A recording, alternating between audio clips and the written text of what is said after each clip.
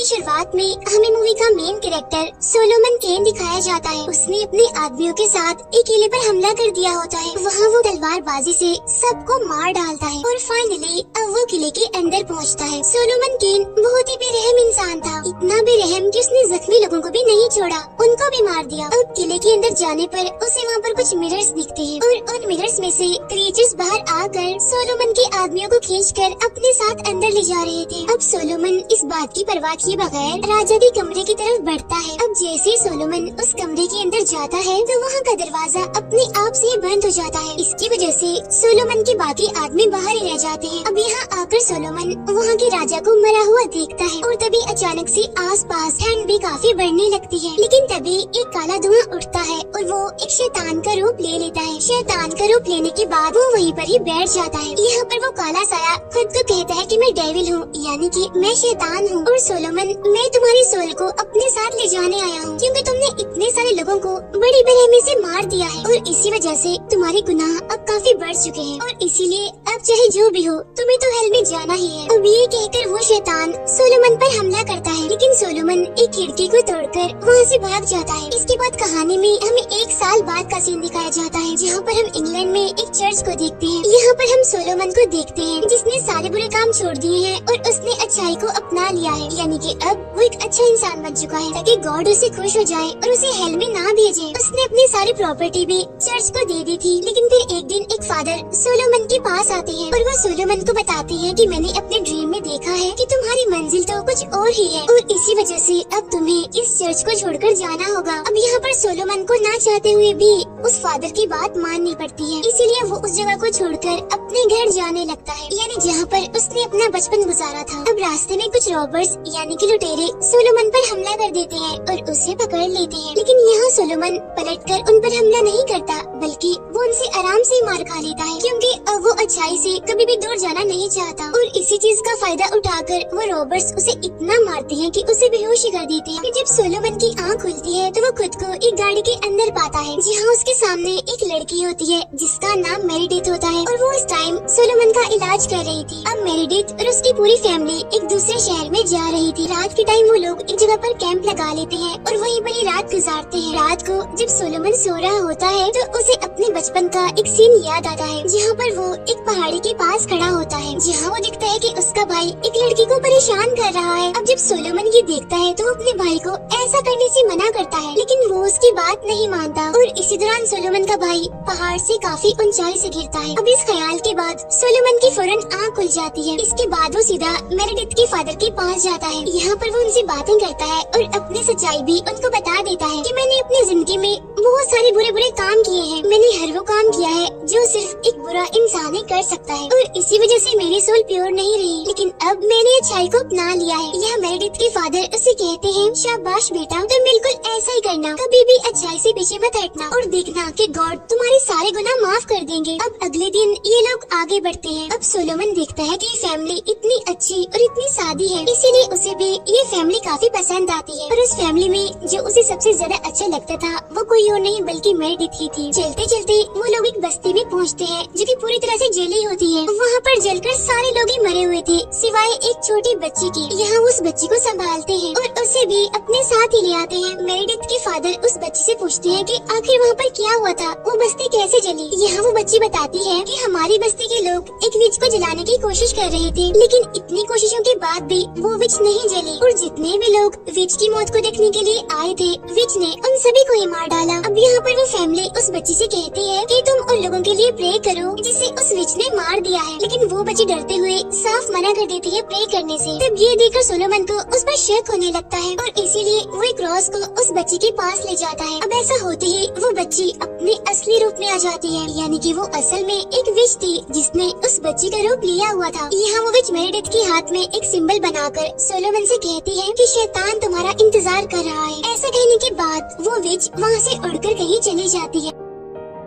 एक mask man को देखते हैं जो कि काफी खतरनाक था और वो उन लुटेरों को पकड़ लेता है जिन्होंने सोलोमन को पकड़ा था और वो उन सभी लुटेरों को बिल्कुल अपने जैसा ही बनाने लगता है। यहाँ पर मास्क मैन उन सभी पर अपना हाथ रखता है और उसके ऐसा करते ही वो सारे के सारे उसके ही कंट्रोल में आ जाते हैं। उधर मेरिडिथ सोलोमन से उस सिंबल के बारे में पूछती है, जिस पर सोलोमन कहता है कि मैं इस बारे में कुछ नहीं जानता, लेकिन हाँ तुम बस इतना सा करो कि मुझ पर भरोसा रखो। उसी रात सोलोमन देखता है कि मास्क मैन के आदमियों ने बहुत सारे लोगों को प्रिजनर बनाया हुआ है और वो उन्हें कैद करके अपने साथ ले जा रहे हैं। ये देखकर सोलोमन मेरिडिथ के भाई से कहता है कि तुम जल्दी से अपनी फैमिली के पास जाओ और उन्हें यहाँ से कहीं दूर चले जाने के लिए कहो। लेकिन मास्क मैन के आदमियों ने पहले ही मेरिडिथ की फैमिली पर हमला कर दिया था और ये देखकर मेरिडिथ का भाई जोरों से चिल्लाने लगता है। अब उसके चिल्लाने की आवाज सुनकर सोलोमन भी वहाँ पर आ जाता है। मेरिडिथ के भाई को एक आदमी ने पकड़ा हुआ था और उसके गले पर चाकू रखा हुआ था। यहाँ पर सोलोमन उस आदमी से कहता है कि प्लीज इस बच्चे को छोड़ दो, ये तो एक सिर्फ छोटा बच्चा है, तुम इसे मत मारो। लेकिन अब क्योंकि वो आदमी मास्क मैन के कंट्रोल में था, इसलिए वो सोलोमन की एक नहीं सुनता और मास्क मैन के कहने पर मेरिडिथ के भाई का गला काट कर उसे वहीं पर ही मार डालता है। अब ये देखकर सोलोमन काफी दुखी हो जाता है और काफी टूट भी जाता है। इसके बाद वो ऊपर देखकर ये डिसाइड करता है कि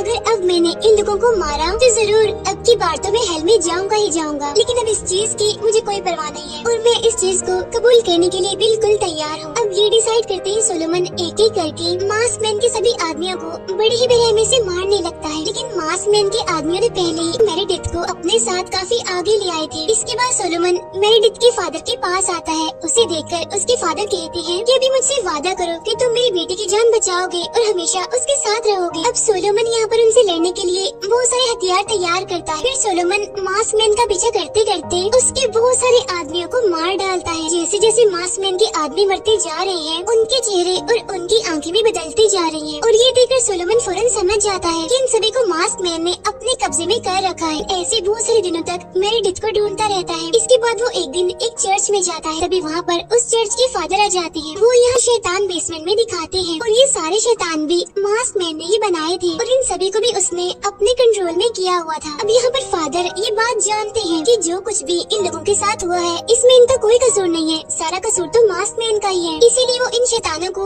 बेसमेंट में रखकर उनका ख्याल रखते हैं, यानी कि वो उन्हें खाना खिलाते हैं, इंसानों को खिलाते हैं। यहाँ पर सोलोमन उनसे पूछता है कि आप इनको क्या खिलाते हैं। तब ये सुनकर फादर उसकी बात का जवाब नहीं देते, बल्कि वो सोलोमन को उसी बेसमेंट में फेंक देते हैं ताकि वो सारे शैतान सोलोमन को ही खा ले ताकि उनका पेट भर सके। अब यहाँ पर सोलोमन अपनी तलवार से उन सभी शैतानों से लड़ने की कोशिश करता है और इसी दौरान उसे एक रास्ता मिल भी जाता है जहाँ से वो बाहर निकल सके। अब बाहर निकलने के बाद रोशनी होने की वजह से वो शैतान बाहर नहीं आते उसके पीछे। बाहर आने के बाद उसे वो लुटेरे जो कि मास्क मैन की वजह से अब शैतान बन गए हैं वो दिखते हैं। अब यहाँ पर जैसे वो लुटेरे सोलोमन पर हमला करते हैं तो सोलोमन भी जवाबी हमला करके उन सभी को मार डालता है। फिर वो उनके सरदार को टॉर्चर करके मेरिडिथ के बारे में उससे पूछता है, जिस पर वो सरदार कहता है कि वो तो मर चुकी है। अब ये सुनकर सोलोमन को उस सरदार पर इतना गुस्सा आता है कि वो उसे ही बेसमेंट में फेंक देता है। सोलोमन मेरिडिथ की मरने की वजह से काफी दुखी हो जाता है और काफी टूट भी जाता है और इसी वजह से वो ड्रिंक करने लगता है बहुत ज्यादा। लेकिन तभी वहाँ पर सोलोमन का पुराना साथी आता है, यानी जो सोलोमन के साथ उसकी फौज में लड़ता था। यहाँ आने के बाद वो सोलोमन से कहता है कि आप हिम्मत मत हारिए, दोबारा से हमें लीड कीजिए ताकि हम उनका मुकाबला कर सकें, क्योंकि हम उस शैतान के साथी से लड़ना चाहते हैं। लेकिन सोलोमन उन्हें ऐसा करने से मना करता है और वहाँ से जाने के लिए कहता है, क्योंकि मेरिडिथ के गुजर जाने की वजह से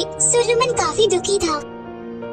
कुछ टाइम गुजरने के बाद वहाँ पर मास्क मैन और उसके आदमी पहुँच जाते हैं। यहाँ आते ही वो पूरे गांव में तबाही मचा देते हैं, पूरे गांव को आग लगा देते हैं। ऐसा करने के बाद वो वहाँ के लोगों को सूली पर लटका देते हैं और उन लोगों में सोलोमन भी शामिल था। यहाँ सोलोमन सूली से खुद को छुड़ाने के लिए जरा भी कोशिश नहीं करता, क्योंकि अब उसे ये जिंदगी नहीं चाहिए थी। इसी वजह से वो वहीं पर ही लटका रहता है। फिर कुछ ही टाइम के बाद वहाँ से वो लोग गुजरते हैं जिन्होंने मेरिडिथ को प्रिजनर बनाया हुआ था। यहाँ पर मेरिडिथ सोलोमन को देख लेती है और उसको देखते ही वो जोरों से चिल्लाने लगती है। अब उसके चिल्लाने की आवाज सोलोमन भी सुन लेता है और यहाँ पर उसे भी पता चल जाता है कि मेरिडिथ मरी नहीं, बल्कि वो अभी भी जिंदा है और इसीलिए अब वो अपनी पूरी ताकत लगाकर सूली से आजाद होने की कोशिश करता है और आखिरकार वो सूली से आजाद होकर नीचे गिर जाता है। लेकिन मास्क मैन के आदमी तो वहीं पर ही थे और यहाँ पर सोलोमन इतना कमजोर था कि उसके अंदर उन लोगों से लड़ने की ताकत बिल्कुल भी नहीं थी। लेकिन तभी वहाँ पीछे से सोलोमन का वही पुराना साथी आता है। वो अपने साथ यहाँ पर अपनी बुरी पूरी फौज लाया होता है। वहाँ आते ही वो मास्क मैन के सभी लोगों को मार देता है। वो लोग सोलोमन पर किए गए जादू को खत्म कर देते हैं। फिर जब सोलोमन को होश आता है तो वो देखता है कि उसके हाथ जो सूली पर लटकने की वजह से जख्मी हो गए थे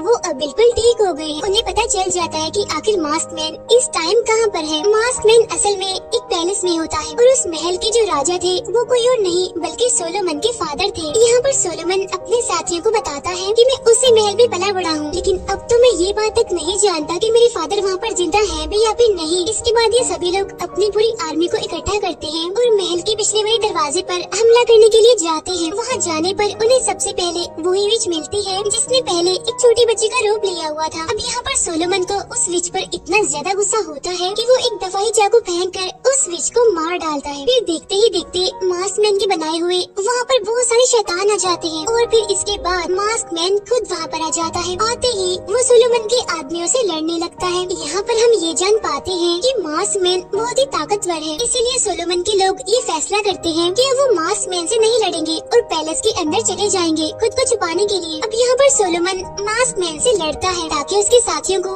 महल के अंदर जाने का मौका मिल सके। बाद में कुछ सोलोमन एक छोटे से दरवाजे के जरिए अंदर चला जाता है। वहाँ से वो सीधा उस जगह पर जाता है जहाँ पर सारे कैदियों को रखा जाता है। एक बूढ़ा आदमी दिखता है। उस बूढ़े आदमी को देखते ही सोलोमन उनको पहचान लेता है कि ये तो मेरे फादर हैं। अब यहाँ पर वो अपने फादर को भी आजाद करने की कोशिश करता है, यानी कि वो उनकी चेन को तोड़ने की बहुत कोशिश करता है, लेकिन इतनी कोशिशों के बावजूद भी वो उनकी चेन को नहीं तोड़ पाता क्योंकि चेन पर जादू किया हुआ था। यहाँ पर सोलोमन अपने फादर से माफी मांगता है और कहता है कि बचपन में मेरी वजह से ही मेरे बड़े भाई की मौत हो गई। लेकिन यहाँ पर उसके फादर उसे बताते हैं कि जब तुम्हारा भाई खाई में गिरा था तो वो तब भी नहीं मरा था, लेकिन वो बहुत ज्यादा जख्मी था जिसकी वजह से वो वहीं पर ही पड़ा रहा बेहोश हालत में। मैंने उसे बहुत सारे डॉक्टर्स को, प्रीस्ट को दिखाया, लेकिन इसके बावजूद भी वो ठीक नहीं हुआ। तो इसीलिए मैंने यहाँ पर एक और ताकतवर इंसान को बुलवाया और वो ताकतवर इंसान कोई और नहीं बल्कि शैतान था। मेरे सामने जो जो शर्तें रखी मैंने उन सभी शर्तों को पूरा किया और इसीलिए फाइनली तुम्हारे भाई को वापस ले आया। लेकिन तब तक तुम्हारा भाई अंधेरों की दुनिया में जा चुका था और इसी वजह से अब वो पहले जैसा तो बिल्कुल भी नहीं रहा था। गिरने के बाद उसका चेहरा बहुत ही बुरी तरह से बिगड़ गया और इसी वजह से उसे अब हर टाइम ही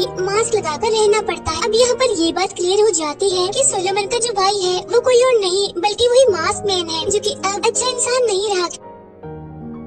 सोलोमन के फादर उसे एक गन निकाल कर देते हैं और उसे खुद को मारने के लिए कहते हैं क्योंकि जब तक उसके फादर जिंदा रहेंगे तब तक उनका लाया गया शैतान का वो साथी भी जिंदा ही रहेगा। अब यहाँ पर ना चाहते हुए भी सोलोमन को अपने फादर को शूट करके मारना ही पड़ता है। इसके बाद सोलोमन महल के अंदर राजा के कमरे में जाता है। वहाँ जाने के बाद उसकी मुलाकात शैतान के उसी साथी से होती है और शैतान का ये साथी कोई और नहीं बल्कि वही डेविल था जिससे बचकर मूवी के स्टार्ट में सोलोमन भागा था। अब यहाँ पर सोलोमन तलवार लेकर उसे मारने के लिए जाता है, लेकिन शैतान का वो साथी फिर से काला धुआं बन जाता है और एक बार फिर से वो यहाँ से गायब हो जाता है। अब सोलोमन वहाँ एक केज में मेरिडिथ को देखता है, वो उसके केज का ताला तोड़ देता है, लेकिन तभी पीछे से मास्कमैन आकर सोलोमन पर हमला कर देता है। अब यहाँ पर सोलोमन मास्कमैन यानी कि अपने भाई को समझाने की कोशिश करता है कि देखो, समझने की कोशिश करो, मेरे दुश्मन मत बनो, मैं तुम्हारा भाई हूँ, तुम्हें सब कुछ बिल्कुल भी नहीं करना चाहिए। लेकिन यहाँ पर मास्कमैन उसकी कोई भी बात नहीं सुनता और इसी वजह से वो सोलोमन से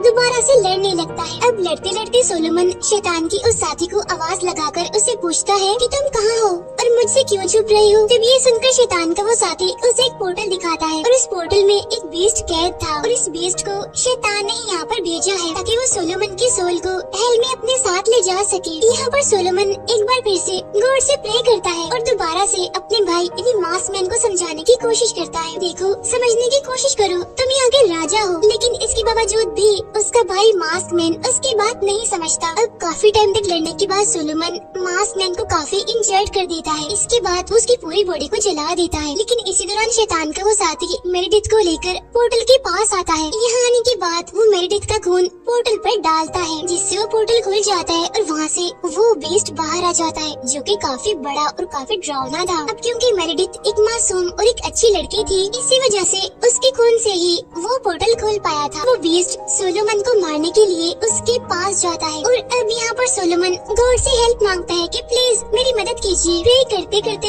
वो बीस्ट से बचते हुए भाग भी रहा होता है। फिर वो भागते भागते शैतान के साथी के पास पहुँचता है जिसने मेरिडिथ के गले पर चाकू रखा हुआ था। यहाँ पर सोलोमन शैतान के उस साथी से कहता है कि बेशक तुम मेरी सोल ले लो, लेकिन इसको मेरिडिथ को छोड़ दो। तब ये सुनकर शैतान का वो साथी सोलोमन सोलोमन से पूछता है कि आखिर तुम इसको क्यों बचाना चाहते हो। वो भी अपनी सोल देकर, जिस पर सोलोमन गन निकाल कर उसे कहता है क्योंकि मैंने इसके फादर से एक वादा किया था कि मैं मेरिडिथ को जरूर बचाऊंगा। ऐसा कहते ही सोलोमन शैतान के उस साथी को शूट कर देता है, जिससे फौरन ही वहीं पर ही मौत हो जाती है। इसीलिए मेरिडिथ भी अब उससे आजाद हो जाती है। अब क्योंकि यहाँ पर सोलोमन ने मेरिडिथ को बचाकर अपना वादा पूरा कर दिया था, तो इसी वजह से गॉड उसके सारे गुनाह, उसके सारे बुरे काम माफ कर देते हैं, जिसकी वजह से अब बीस्ट भी वापिस से पोर्टल में चला जाता है। यहाँ पर वो दोनों ही काफी इमोशनल हो जाते हैं। साथ साथ वो काफी खुश भी थे कि अब वो शैतान फाइनली शुक्र है यहाँ से जा चुका है। इसके बाद सोलोमन मेरिडिथ को उसकी मदर के पास भेज देता है और खुद वो एक नदी के किनारे खड़ा होता है और कहीं और जाने के लिए बिल्कुल तैयार होता है, क्योंकि अब उसे अपने जीने का मकसद पता चल चुका था, यानी कि अब वो इस दुनिया से शैतानों और बुरी पावर्स को खत्म करके इस पूरी दुनिया को बिल्कुल प्योर बना देगा। मूवी यहीं पर एंड हो जाती है।